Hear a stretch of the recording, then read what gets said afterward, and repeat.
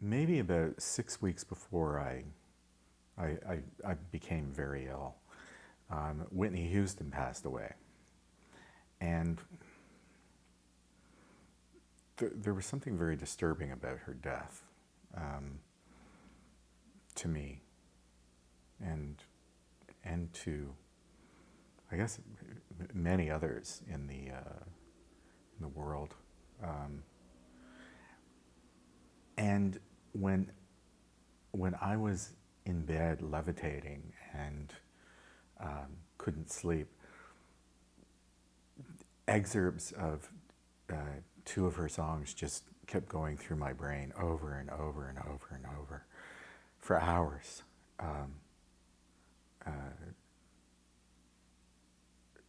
And not the whole song, just like 2 bars or 4 bars, and it was just horrible, horrible. I was having this premonition that I was going to die, or I mean, it felt that way. And I was taking sleeping pills, and I still couldn't sleep. And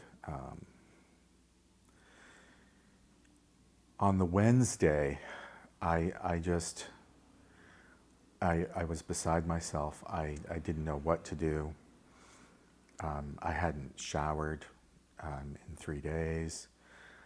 I called my mother in BC, and I had a panic attack on the phone with her. And I told her that I didn't want to go to the hospital by myself because Tristan wasn't here. And she told me to go have a shower and take a Xanax and just get into bed. And that, she wanted me to go to the hospital, but if, I wouldn't do that, if I could do that for her. And so I did. And like, I was in the shower, going like this, praying I wouldn't fall over. And I felt much better after doing that. And I took a Gravol, a real one, and that and the Xanax knocked me out.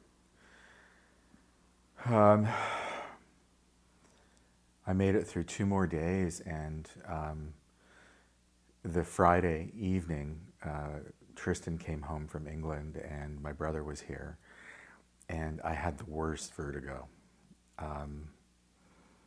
ever. I woke up and I felt my bowels, loosening, and I made my way to the toilet, and it was a surreal experience. I was sitting on the toilet watching the bathroom spin around me, and it just went on and on and on. And I was sitting there thinking, I wish I had a gun. I would just shoot myself in the head to stop this. And eventually, like after 5 minutes, it stopped. And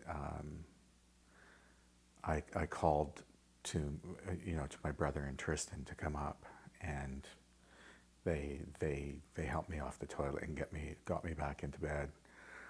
And the next morning, Tristan insisted on taking me to emergency, and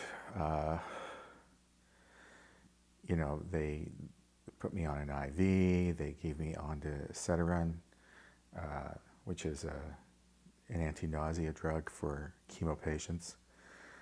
And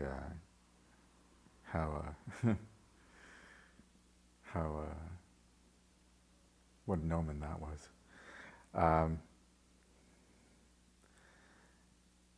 And all of a sudden I was ravenous. And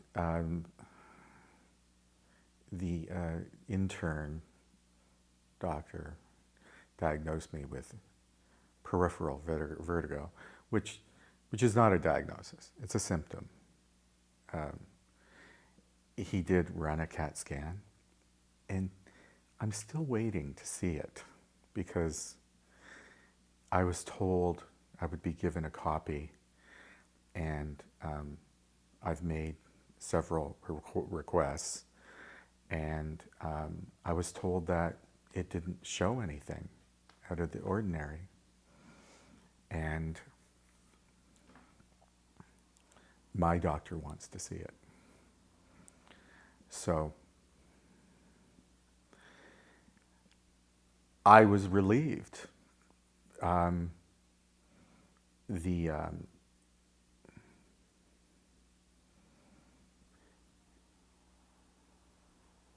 I just they at Tristan's insistence, they gave me a prescription for Circ beta histine, which was supposed to stop vertigo. And I went back to my GP next week and still really sick. And he diagnosed me as having a viral ear infection. So the week before it was, oh, this is happening because you're not taking your antidepressants, and oh no, now it's a viral ear infection. But he was befuddled, actually, because none of the symptoms really fit any diagnosis that he could make. So, or at least that's the way it came across.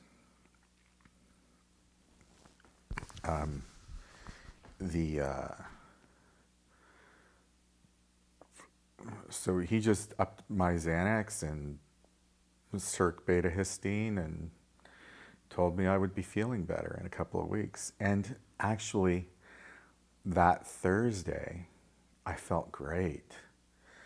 And then I crashed. And there was this pattern where I would get a little better and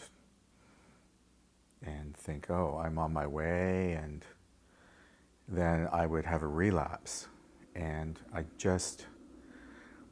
something in the back of my mind told me that this was going to take me a long time to get over.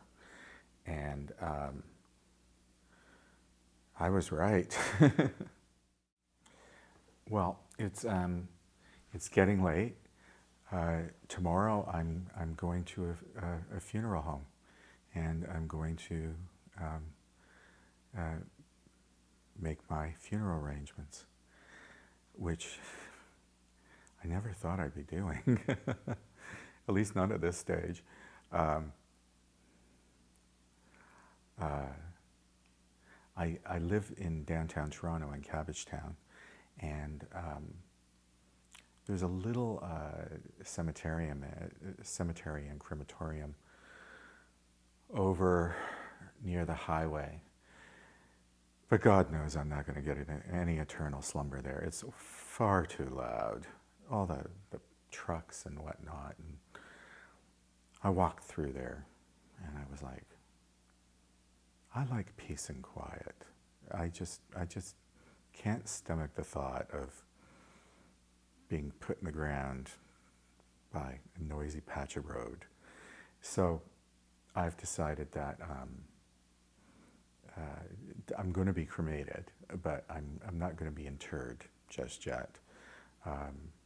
Tristan can lug me around and parcel me out to some family members, and they can have a bit of me. And